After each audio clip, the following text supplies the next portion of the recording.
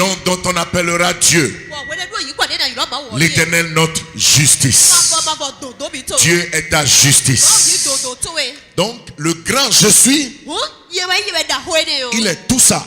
Il est ta justice, il est ta paix, il est ta victoire. Et tu crois qu'il a fini? Abraham, lui, l'a découvert Dieu autrement. Lorsque Dieu lui a dit, prends ton fils, Isaac, ton sourire, prends-le, tu iras sur cette montagne, la montagne de Morija. Tu vas l'immoler pour moi.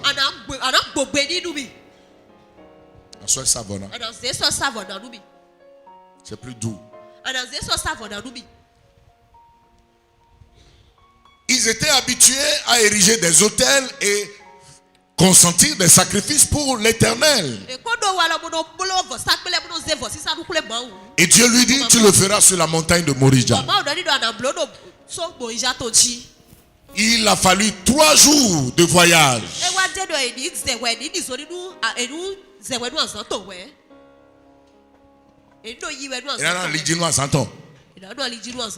Avant qu'il ne visse de loin la montagne de Morija.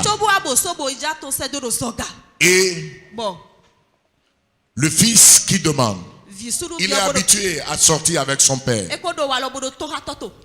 Papa, voilà le bois, le feu.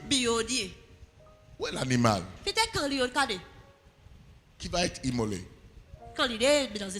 Il ne savait pas ce qui était dans la tête de son père.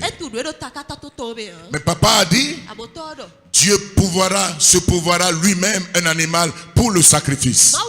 C'est un homme de foi. Il était dans l'obéissance. Je vais l'immoler si c'est ça. Mais il a dit, Dieu donnera l'animal. Est-ce que tu crois que Dieu peut pouvoir? Certains croient que d'autres hommes peuvent les aider, mais ils ne croient pas que Dieu lui-même peut pouvoir. Ils ne le savent pas. Aussi longtemps que vous ne le saurez pas ça avec grande conviction, et Dieu va vous voir marcher en conformité avec cette foi,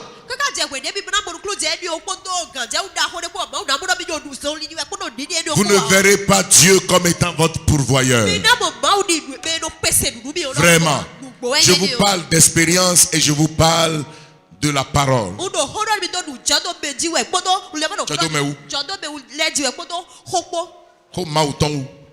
Frères et sœurs, je répète, aussi longtemps que vous ne saurez pas que Dieu est votre véritable pourvoyeur, et que si vous avez besoin d'un jet privé, il peut vous le donner. Un avion privé. Si vous avez besoin, et vous... Si vous avez besoin d'un avion privé, vous ne vous direz pas que c'est impossible. Vous connaîtrez tellement votre Seigneur jusqu'à ce point, et vous direz, mon Dieu pourvoira. Mon Dieu pourvoira. Et celui qui comprend ça, il n'a pas la main fermée vis-à-vis de Dieu et devant Dieu. C'est celui qui a la main ouverte. C'est parce qu'il sait que Dieu pourvoit. Et parce qu'il sait que Dieu pourvoit, il n'a pas besoin d'être avare. Un riche qui sait qu'il possède, il dépense. Il dépense et dépense. Mais celui qui voit tout ce qu'il a, et il compte. Autant de fois que tu comptes, tu vois 10 billets de 10 000.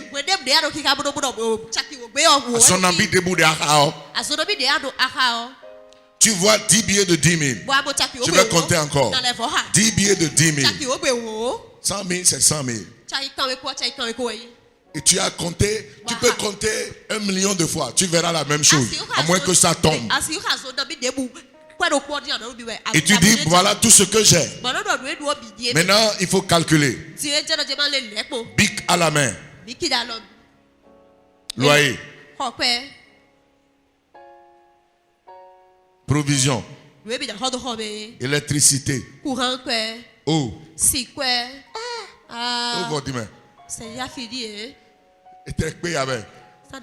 Lorsque tu fais ça, tu vas commencer à calculer. Et c'est ça le problème de plusieurs chrétiens. Ils ne connaissent pas leur Dieu comme véritable pourvoyeur. Et ils ont la main fermée. Une main fermée peut-elle prendre? Lorsque vous me tendez quelque chose que je dois recevoir, et je suis comme ça, comme un lépreux,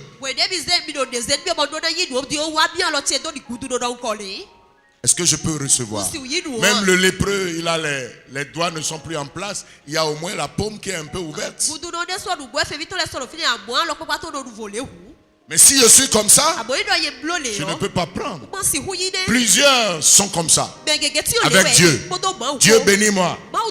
Bénis-moi. Mais la main est fermée. Dieu dit prends.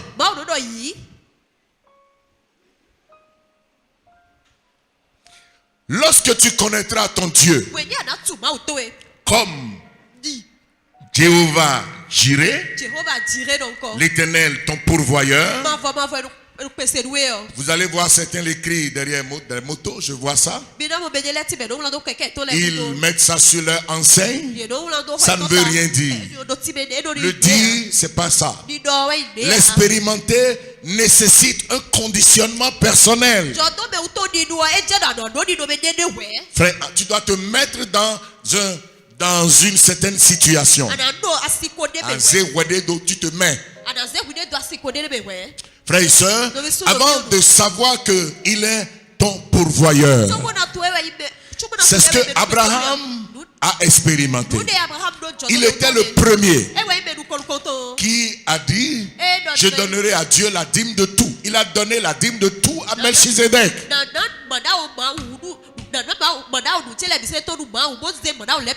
Il a donné la dîme de tout à Melchizedek.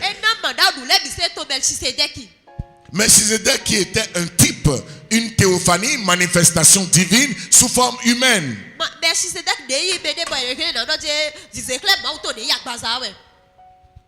Frères et sœurs, personne ne lui a dit de faire ça.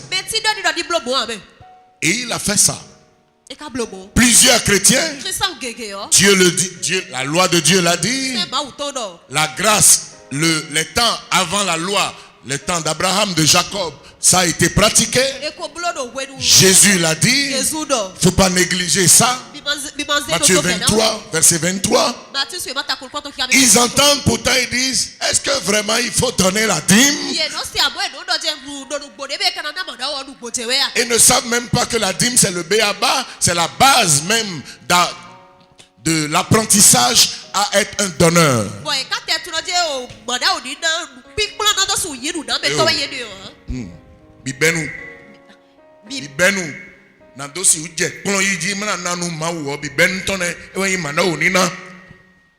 Frères et sœurs, Abraham qui a fait ça, Dieu lui a dit ce qu'il a de meilleur. Il a attendu jusqu'à 100 ans avant d'avoir Isaac. Dieu lui dit: offre-le-moi. Et il était prêt à le faire.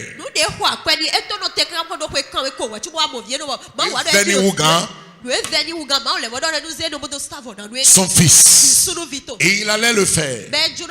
C'est là où Dieu l'a surpris. Quand il a élevé le couteau, la voix de Dieu s'est fait entendre. Ne fais pas du mal à ton fils. Ne baisse pas la main. Regarde derrière toi. Et il a vu le bélier. Aussi longtemps que tu ne seras pas dans l'obéissance du don, tu n'entendras pas la voix de Dieu qui dit: voici la provision. C'est la simple leçon que plusieurs ne reçoivent pas. Ils sont dans un cycle de misère, dans un cycle de manquement, dans un cycle de souffrance. Et ils disent: oh Dieu, quand est-ce que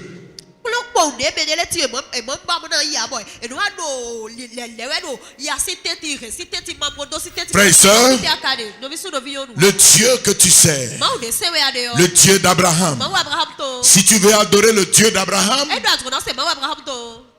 fais les œuvres d'Abraham. Amen. Il était le Dieu d'Abraham.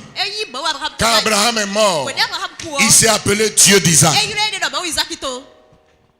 Quand Isaac est mort, il s'est appelé le Dieu de Jacob. Quand Jacob est mort, il s'est appelé le Dieu de Joseph, le Dieu d'Israël. Et il est aujourd'hui le Dieu de quelqu'un. Je ne sais pas s'il est ton Dieu. Il est mon Dieu, le Dieu de Nazareth. Il y a 29 ans, avant que je ne susse que j'ai un Dieu,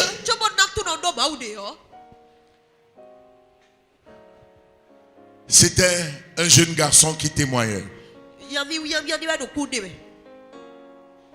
Et il a dit qu'il priait. Il a dit, oh Dieu, Dieu de Nazareth, sauve-moi. Il a dit, ah bon? Donc j'ai un Dieu que tu connais. Quelqu'un peut prier et dire Dieu de. Mais et je lui ai dit, Dieu n'a pas dit de prier comme ça. Il dit, quand tu pries, dis Père. Il n'est pas ton Père. Ne dis pas Dieu de. Dis mon Père, mon Dieu, mon Père. Au nom de Jésus. Prie comme ça. Frères et sœurs, Dieu est Dieu de quelqu'un. Pour que Dieu soit ton Dieu, tu dois l'avoir connu d'une certaine manière. Tu dois avoir cheminé avec lui, marché avec lui, rentrer en une interrelation avec lui. Et tu le connaîtras. Abraham a dit, lorsqu'il a reçu le bélier, il était sur la montagne, il n'y avait pas de bélier, mais Dieu a dit regarde, et il a regardé, il a vu un bélier. La terre, à l'Éternel la terre, tout ce que la terre renferme, le monde et ceux qui l'habitent, tout est à Dieu. Tout ce dont tu as besoin appartient à Dieu. Dieu, tout est au Seigneur. Le monde est à Dieu. Ceux qui l'habitent, ils lui appartiennent. Celui dont tu as besoin la faveur, il appartient à Dieu. Son cœur est comme un courant d'eau entre les mains de Dieu. Et Dieu l'incline où il veut. Chaque fois, quand je prie pour les gens, c'est ce que je dis. Surtout quand je prie pour les femmes qui disent, mon mari s'est détourné de moi. Je dis, ne t'inquiète pas. Ton cœur est dans les mains de ton mari. Son cœur le cœur de ton mari est dans les mains de Dieu, je vous l'ai dit. Et je ne peux pas vous dire le nombre de fois que j'ai vu Dieu exaucer. Et quand je dis Seigneur, regarde ta fille, elle est dans la souffrance. Dieu a dit, les femmes souffrent. Non, comprends. Les femmes souffrent. Parce qu'au commencement, Dieu a dit à la femme, à Ève, après le péché, Dieu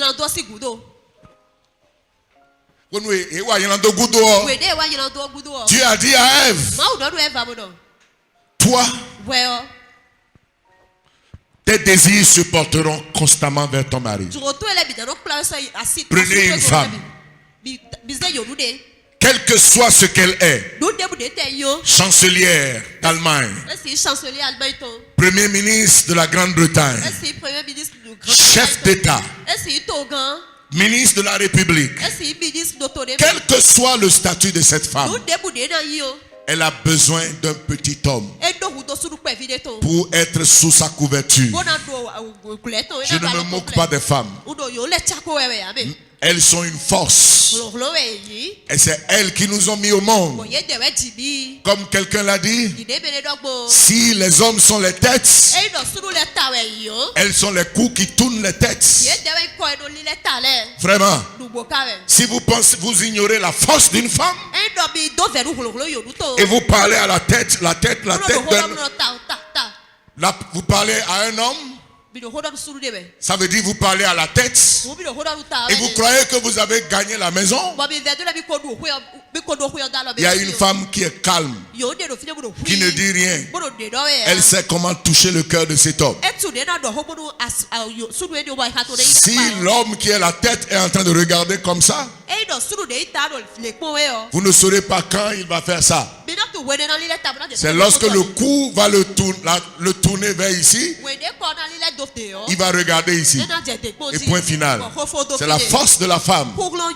Mais Dieu a dit à la femme, tes désirs se porteront constamment vers ton mari. Et c'est cela. Ce qui se passe dans la vie, lorsque donc le cœur d'une femme est brisé, parce que son homme lui tourne le dos, l'homme vers qui ses désirs sont constamment portés,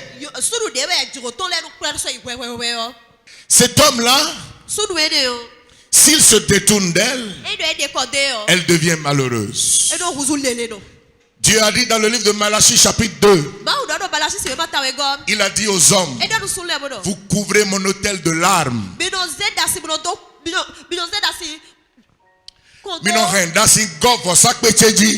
L'autel de Dieu, c'est les sacrifices qu'il doit recevoir.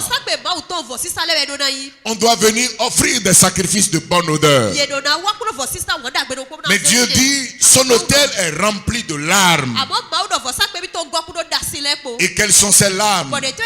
Les larmes des femmes. Parce que Dieu a dit, vous êtes infidèles. Tu as été, c'est Malachie 2. Dans Malachie chapitre 2, Dieu dit ceci. N'avons-nous pas tous un seul Père? Verset 10. N'est-ce pas un seul Dieu qui nous a créés? Pourquoi donc sommes-nous infidèles l'un envers l'autre? Et Dieu dit, verset 13, voici encore ce que vous faites. Vous couvrez de larmes l'autel de l'Éternel, de pleurs et de gémissements.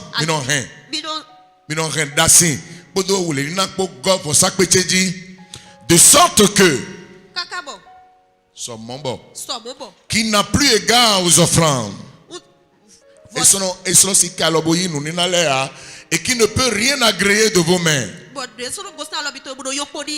Et vous dites pourquoi? Parce que l'Éternel a été témoin entre toi et la femme de ta jeunesse.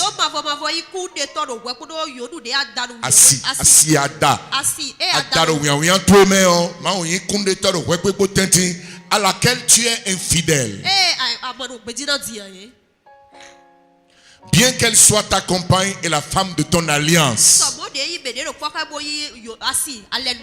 Frères et sœurs, le mariage est une alliance. C'est un contrat.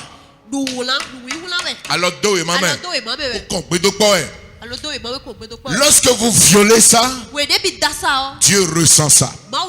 Et quand les hommes, et ça se passe trop régulièrement, lorsque les femmes sont trompées, abusées, abandonnées, délaissées, vous ne pouvez pas savoir le nombre de prières, le nombre de pleurs qui s'élèvent vers Dieu. Et Dieu entend, Dieu voit. Et Dieu n'est pas content, il n'est pas d'accord. Et l'homme qui a fait ça, il est comme l'Égypte, les oppresseurs égyptiens qui étaient en train de presser le peuple d'Israël. Et Dieu les crie que leur font pousser leurs oppresseurs monter vers Dieu. Es-tu un homme qui est en train de faire souffrir ta femme? Et elle pleure, elle crie, elle pleure, elle crie. Ces cris-là vont vers Dieu. Ces cris vont vers Dieu. Et dis-moi que Dieu te prendra aisément. Dis-moi que tu seras agréable à Dieu. Non. C'est ce que Dieu est en train de dire dans Malachie chapitre 2. Frères et sœurs, lors donc que les femmes sont ainsi en souffrance, et moi je veux prier pour eux, elles, je dis Seigneur, le cœur de son mari, où qu'il soit, aux États-Unis, où qu'il soit, le cœur de son mari est comme un courant d'eau dans tes mains. C'est la Bible qui dit ça. Le cœur des rois est comme un courant dans les mains de l'Éternel. Il incline où il veut. Amen. Il incline le cœur où il veut. Je dis Seigneur, je refuse que le cœur de mari de cette femme ne n'aille pas ailleurs, que son cœur retourne, soit incliné, et le résultat est toujours rapide. On va me dire, dans la même journée, il m'a appelé. Il ne m'a plus jamais appelé. Dans la même journée, il est devenu conciliant. On va me dire, l'instant d'après, le cas le plus miraculeux que j'ai vécu, un homme qui a laissé sa femme pendant 15 années et a aménagé avec une autre femme et a tourné le dos et ne venait que s'enquérir des enfants. On a prié un soir, un lundi soir à 18h. Elle a dit, je suis rentrée. Et vers 20h, il est venu. J'ai cru qu'il est venu à cause des enfants, me disait la femme. Il était assis au salon. À 23h, je m'étais levé pour aller voir si les portes sont bien fermées. Il était encore assis. Il ne disait rien. Et j'ai dit aux enfants, veillez donc quand papa va partir, fermez la porte du salon, le portail. Moi je m'en vais me coucher. Et il est allé se coucher. Il est resté dans le canapé, exposé aux moustiques, jusqu'à 5h du matin.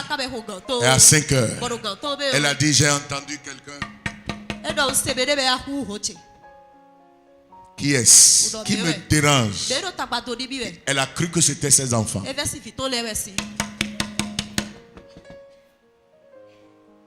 Et elle a entendu une voix beaucoup plus rock, ressemblant à la voix de son mari, mais elle n'y croyait pas. Elle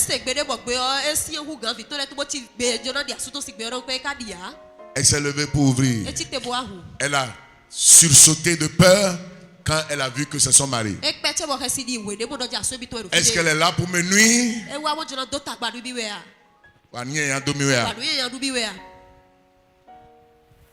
Elle a dit, s'il te plaît, je veux te parler. Il s'est agenouillé, les larmes aux yeux. Pardonne-moi. Est-ce que tu peux me pardonner? Je t'ai fait souffrir pendant 15 années. Je suis venu pour obtenir ton pardon. Je ne suis plus digne d'être appelé ton mari, mais je suis venu pour que tu me pardonnes. Je ne sais pas ce qui m'a détourné de toi. 15 ans de séparation. Frères et sœurs, le Dieu que tu adores, le Dieu que tu sers, il est vivant. Il a un nom. Il est le Dieu à qui toutes choses appartiennent. La terre est à lui. Tout ce que la terre renferme, le monde est à lui. Et tous ceux qui habitent dans le monde sont à ce Dieu-là. Si tu as ce Dieu et tu le crains et tu marches conformément à sa parole, il te surprendra toujours. Toujours et toujours. Frères et sœurs, tu ne finiras pas de découvrir Dieu. David, lui, il a connu Dieu comme étant le berger. Il a dit, l'Éternel est mon berger. En hébreu, ça veut dire, il est Yahweh Raha. Raha. L'Éternel, mon conducteur, il veut te conduire. Il veut te diriger. Les sentiers de la vie sont sinueux, ténébreux, périlleux. Il veut te conduire sur le droit chemin. Il a dit dans sa parole, je t'instruirai. Psaume 32:8, je t'instruirai. Je te montrerai la voie que tu dois suivre. Je te conseillerai. J'aurai le regard sur toi.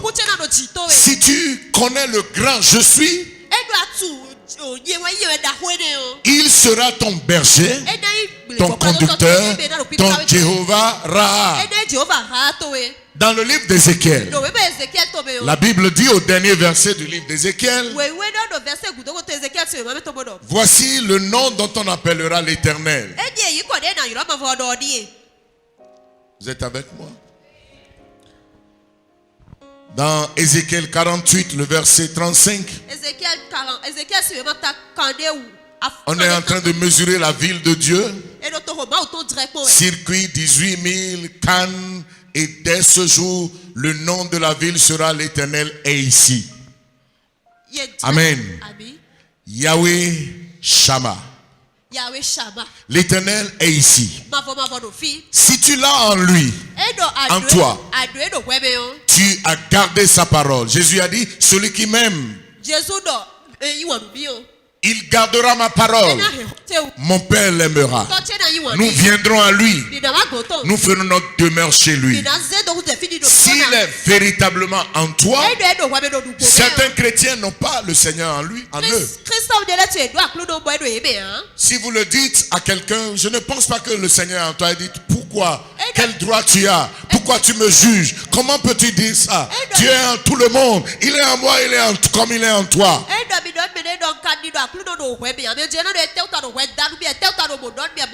Mais si Dieu le dit, qui va s'opposer à lui? Et il a dit dans le livre d'Apocalypse chapitre 3 à l'église de Laodicée. Il dit, je me tiens à la porte. Mais Jésus a dit, si quelqu'un m'aime, Jean 14, 23. Si quelqu'un m'aime, il gardera ma parole. Mon Père l'aimera. Nous viendrons à lui. Nous ferons notre demeure chez lui. Si je suis chez quelqu'un, je ne suis pas à la porte. Oui ou non? Hein? Ou je suis dans la maison ou je suis au dehors. Si je suis à la porte, je suis au dehors. Vrai ou faux?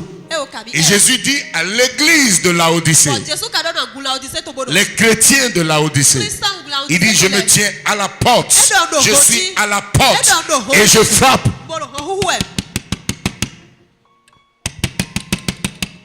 Et il n'ouvre pas. Jésus tape à ta porte. S'il est à la porte, il est en train de frapper. Est-ce que tu vas lui ouvrir? Tu peux lui dire, Seigneur, je t'ouvre la porte de mon cœur. Plusieurs chrétiens ne savent pas. Ils sont simplement des sympathisants. Voilà. Des sympathisants de Jésus. Ils aiment entendre parler de Jésus. Ils connaissent au sujet de Jésus. Mais ils ne connaissent pas Jésus. Parce qu'ils ne sont pas en relation avec lui. Il est à la porte. Comme l'église de Laodicée. Et parce qu'il est à la porte, il a dit ils sont tièdes. Il dit tu n'es ni froid ni bouillant, tu es tiède. Il dit je suis à la porte et je frappe. Peut-être dans ta vie, tu n'as pas suffisamment serré la parole de Dieu dans ton cœur. Tu n'as pas caché la parole dans ton cœur. Et tu ne marches pas conformément à la parole. Tu as un pied dans le monde, un pied dans l'église. Tu ne peux pas être à l'aise quand tu cloches de deux côtés. Tu es dans le vin, dans l'alcool. Oh, la Bible dit, ne vous enivrez pas de vin, c'est de la débauche. Soyez au contraire remplis du Saint-Esprit. Tu es dans l'impudicité, dans l'adultère, dans l'immoralité, dans l'infidélité. Et tu dis, je t'aime Jésus. Alors que Jésus a dit, si quelqu'un m'aime, qu'il garde ma parole. Dans Jean 14, verset 15, il dit, si vous m'aimez, gardez mes commandements. Si tu aimes Jésus, tu vas lui obéir. Tu ne vas pas le décevoir. Lorsque tu seras en train d'aller à ce lieu de commission du péché sexuel, lorsque tu seras en train d'aller, la voix sera en train de te dire, ne me désobéis pas. Ne me désobéis pas. Ne me désobéis pas. Et tu vas dire, tais-toi. Laisse-moi aller faire. Dieu me pardonnera. Lorsque tu fais ça, quand tu te comportes comme cela, peux-tu dire que tu aimes Jésus? Quand tu violes sa parole, tu marches sur sa parole, tu veux faire ce que tu veux et non ce que lui il veut, tu peux dire que tu l'aimes?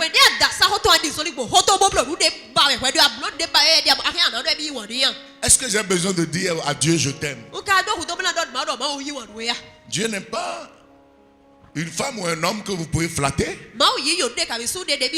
Il connaît ce qui est dans l'homme. Il sonde les cœurs et les reins.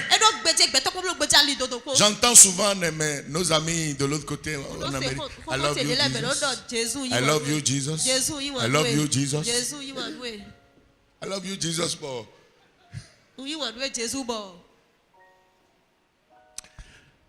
J'ai vu quelqu'un dans une église américaine. Le pasteur a prié toute la nuit dans les pleurs parce que l'église a un problème.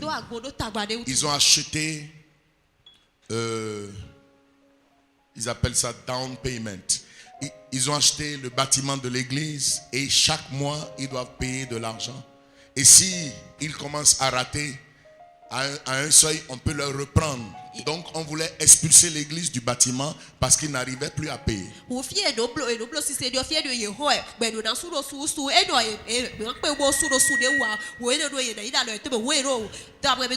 ça se passe habituellement, les problèmes, c'est le berger qui les porte.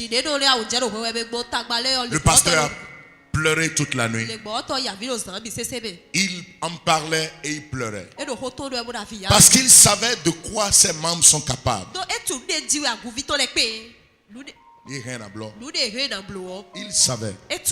Et à la fin, vers le soir, il m'a dit, let me take you to the house of one of my members.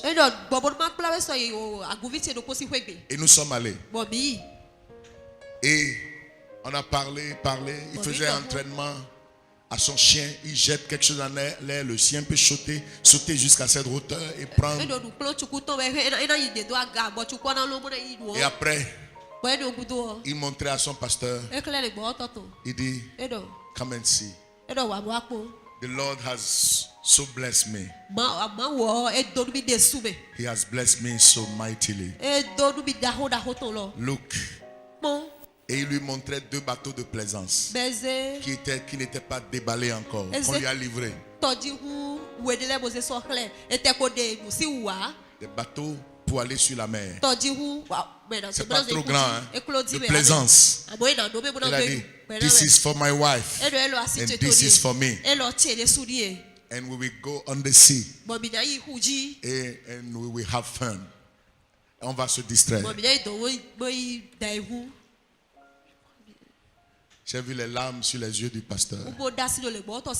C'est des centaines de millions. Ici, God has blessed me. Mais l'œuvre de Dieu est là. Le lieu de culte est là. On doit les expulser. Et ça ne fait pas frémir un enfant de Dieu. Frères et sœurs, est-ce que les chrétiens peuvent dire vraiment ils aiment leur Dieu? Ces gens, pas tous, ces gens de chrétiens peuvent-ils dire qu'ils aiment Dieu? Et voilà les gens qui lèvent facilement la main et le mot facile, I love you, ils peuvent le dire à Dieu. I love you, Jesus. I love you, my God. Oh, I love you so much. I love you so dearly. Non. Non. Jésus dit, si vous m'aimez, gardez mes commandements. Il a donné 2 commandements. Le premier, tu aimeras ton Dieu de tout ton cœur, de toute ton âme, de toute ta force, de toute ta pensée. C'est l'amour qu'Abraham a eu. Et Abraham a pris son fils. J'aime mon Dieu. Je suis prêt à tout lui donner.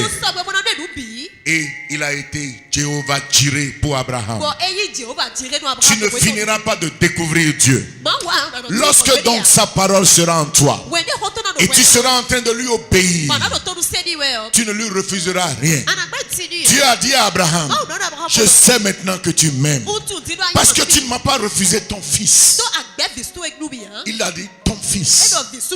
Abraham pouvait dire, qu'est-ce que j'ai si je n'ai reçu de toi? Si toi tu ne m'avais pas donné ce fils, comment je pouvais l'avoir à 100 ans et ma femme à 90 ans? Comment cela aurait pu être possible? Donc il était prêt à donner à Dieu.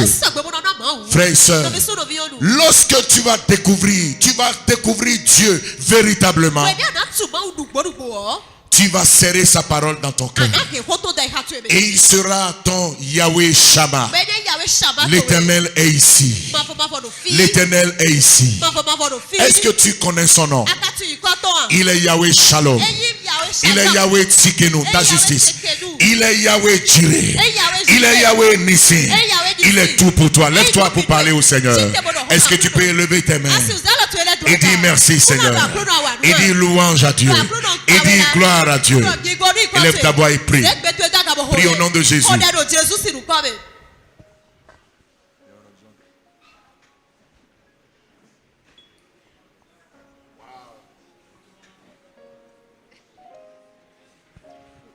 Alléluia. Alléluia.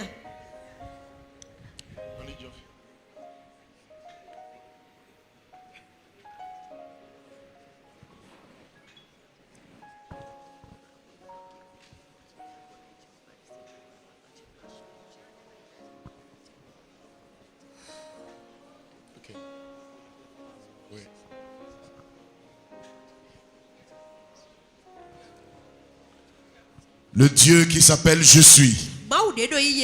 Élève ta voix et adore-le. Est-ce que ta voix peut être entendue? Est-ce que ta voix peut être élevée? Et le louer. Moïse a voulu connaître son nom. Il a dit, le Dieu qui s'appelle Je suis. Tu ne finiras pas de le découvrir.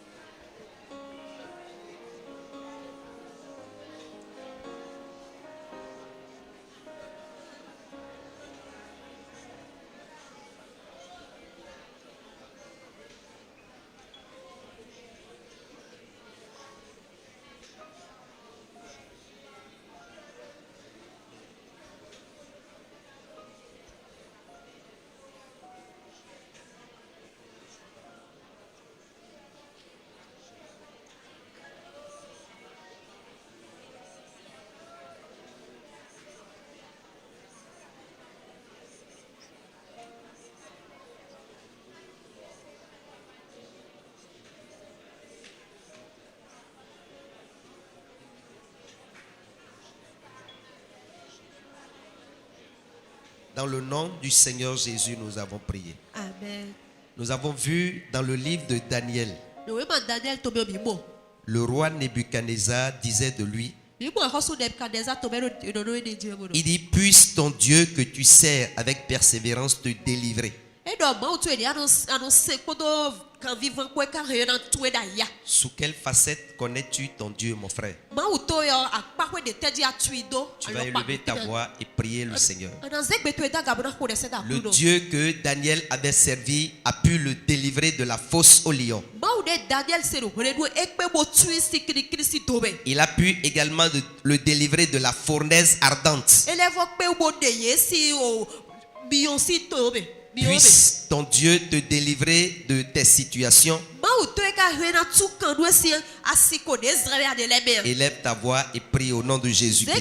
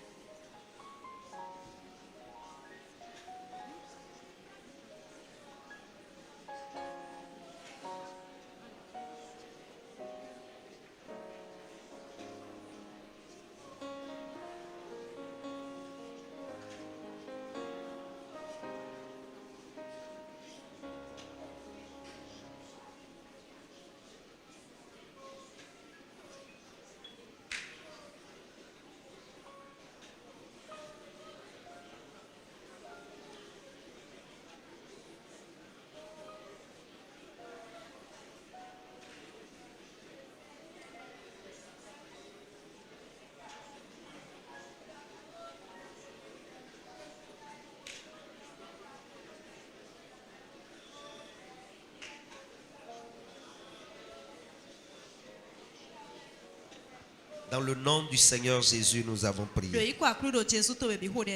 Dans le livre du prophète Jérémie,